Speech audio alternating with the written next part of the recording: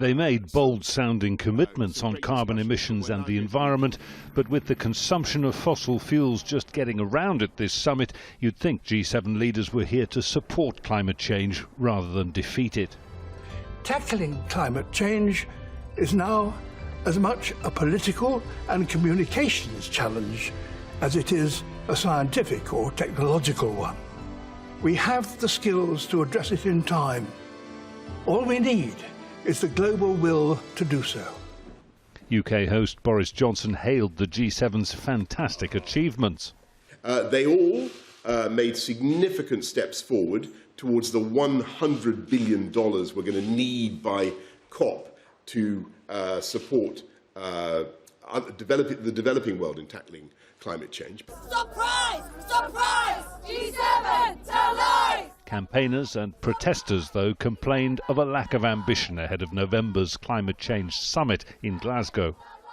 If we look at the $100 billion commitment around climate financing, that was committed 2009, and here we are 12 years later, we still haven't seen it being delivered. Appearances are everything on these occasions. The leaders looked at ease with one another, united in the face of global crisis. But friction and disappointments lurked beneath.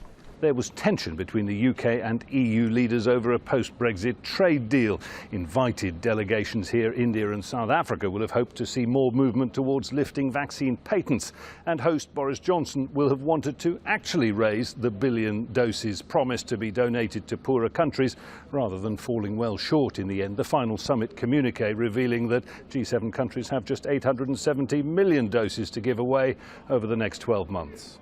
The summit's achievements not quite so fantastic, viewed from the global south. There are 2.5 billion excess doses that they have mustered for themselves.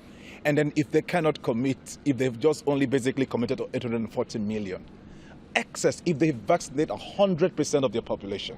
So the question is, does that sound urgent to you? Does that sound urgent to anybody else? The G7 did, however, signal the return of US global leadership. America is back in the business of leading the world alongside nations who share our most deeply held values. Joe Biden stopped off at Windsor Castle for tea with the Queen before meeting NATO allies in Brussels and Russian President Vladimir Putin in Geneva later this week. Jonah Hull, Al Jazeera, Cornwall.